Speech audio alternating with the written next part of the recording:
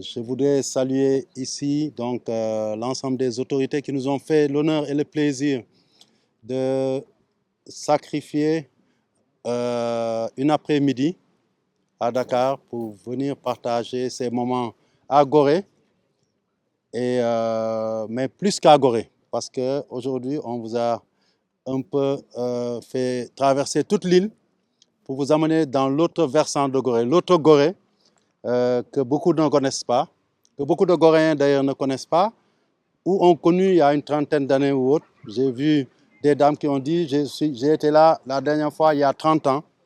Et ce Gorée-là aussi nous permet aujourd'hui de proposer à l'ensemble des insulaires, mais aussi à l'ensemble des Sénégalais, au monde entier, cette île sous un autre angle, sous un autre regard, qui dépasse bien entendu le regard habituel, mais combien important et symbolique que constitue et continuera de constituer le symbole de la mémoire de la traite négrière que constitue la Maison des Esclaves, cette forte densité muséale qu'on connaît au bas de l'île, et le bas de l'île qui est segmenté en différents compartiments, si on doit parler comme les historiens ou les protecteurs du patrimoine.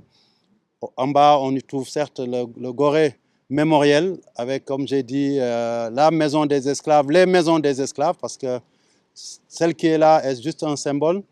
Il y a le Gorée colonial aussi. Il y a aussi en bas le Gorée communautaire, parce que le plus grand nombre d'habitants habitent là, mais aussi au Castel, nous avons des habitants depuis quelques années. Et ici, dans ces sentiers naturels, nous avons quelques habitants, deux familles qui vivent ici, des familles d'artistes. Et c'est bizarre, je disais avec quelqu'un tout à l'heure, je pense que c'est avec Omar Bayan, le directeur du patrimoine, que les artistes sont visionnaires. Cet endroit a toujours été occupé que par des artistes. On a parlé de Moustapha Dimé tout à l'heure là-bas, mais ici, c'est un autre fameux artiste en contrebas, entre ciel et terre, hein, parce qu'il habitait au milieu, là où on est passé. Il s'appelait Moustapha Wade. Les plus jeunes d'entre vous ne le connaissent pas, mais c'était un très, très grand artiste. Et nous tous, quand on était jeunes, on se disait comment il pouvait arriver la nuit à trouver son chemin pour aller rentrer chez lui. Et donc, chaque soir, il le faisait. Et ça lui a donné des inspirations extraordinaires. Et Omar Badian, le directeur du parlement, m'a montré une œuvre où il parlait déjà des tirailleurs sénégalais et qui est devenue une œuvre référence. Déjà en 1977, il nous a vu grandir.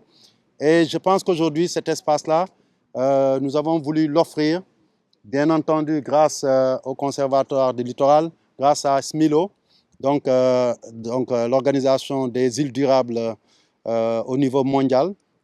Donc, offrir cela à la communauté mondiale. Parce que simplement, quand on vient ici, dans notre état d'esprit, on invite les gens à la rencontre entre le culturel, l'historique et le naturel. Et parce que quand on vient ici, on voit certains édifices qui ont toute une histoire, qui remontent, comme l'a dit Colonel, qui lui aussi fait partie de l'histoire de Gorée. Hein. Donc, ce sont les guides locaux, hein, et ça aussi c'est important. Nous sommes restés ancrés dans notre patrimoine, et ces guides, comme vous le voyez ici, c'est quelqu'un avec qui j'ai grandi. On a fait les bancs ensemble, et qui est devenu aussi notre guide vraiment totem, donc à Gorée.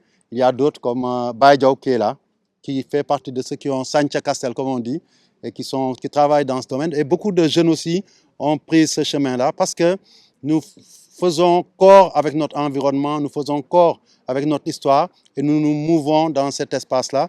Et je disais tantôt que c'est important d'avoir ces espaces-là où la nature et la culture se rencontrent. On le sait bien, on ne le sait pas assez d'ailleurs. Qui protège et valorise la nature, protège et valorise la culture.